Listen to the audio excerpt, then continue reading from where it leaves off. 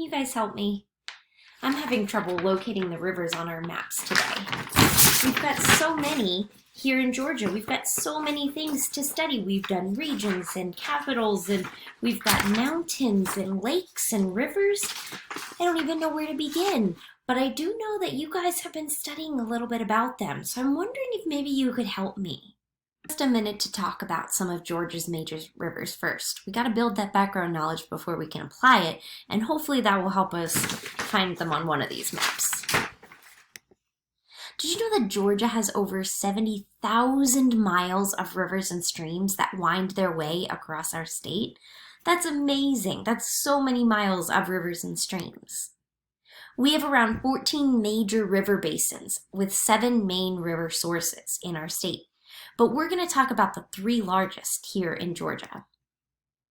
The Chattahoochee River is definitely the one that we probably are most familiar with because it goes right through Johns Creek. So if you've ever been around, there's the Chattahoochee Nature Center, and you can check that out to see this river in action. The Chattahoochee River also forms the southern half of the Alabama and Georgia border, as well as a portion of the Florida-Georgia border. It is a stream of the Apalachicola, say that again, Apalachicola River, which is a relatively short river formed by the coming together of the Chattahoochee and Flint rivers, and emptying from Florida into Apalachicola Bay in the Gulf of Mexico. This is a very, very large river, so if you find any interesting facts out about this Chattahoochee River, please share them with me because I'm still having trouble finding it on this map. Flint River is another one of Georgia's largest rivers, and it drains in western Georgia, flowing south from the upper Piedmont region, which if you studied so far, the Piedmont region is the region that we live in. And it flows through south of Atlanta to the wetlands of the Gulf Coastal Plain in the southwestern corner of the state. So if I'm thinking about some of my compass skills, I know that north, south, there's a saying that helps me. Oh yeah, never eat soggy waffles. So north, oh boy, I need to review those compass skills today. Look out for a video on that. Never eat soggy waffles. Oh, so it's north, east, south, and west when I'm looking at things on a map. So maybe that skill could help me find the southwestern corner of our state. But before I do that, let's talk about our last large river here in Georgia, and that's the Savannah River. And a lot of you have probably heard of Savannah. It's a very popular city in Georgia. My sister actually used to live there, so we used to go visit there. It's a beautiful city. But the Savannah River forms most of the border between the states of South Carolina and Georgia.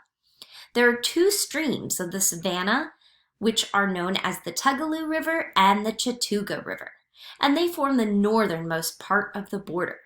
So again, thinking about that compass skill, if I know that north is going to be up at the top of my map, maybe that will help me find this. Or maybe I'm going to have to look around where South Carolina is. Those are all giving me some hints, and then I could try to follow them on my map. Have to start looking closer here. As I'm looking at my map today, I do want to pay close attention to those different directional cues from this presentation. There's a lot of information that can help me find them, but I also want to think about where these rivers are and why they're so important to Georgians. What do we notice about the rivers? Are they long? Are they short? Do they go across the state? We need to pay close attention to those things, especially as we think about how the rivers go across a lot of those different regions that you studied about last week. You also want to pay attention to where the big cities are. Are they near rivers? And if so, why do you think that is? Why would Georgia's first settlers want to settle by a river? Can you help me out today? If so, I would love to see some of your ideas on Seesaw. You can take a picture of your work today or send me a quick video teaching me all the new things that you learned. In the meantime, I'm going to use these clues and hopefully figure out where we're going.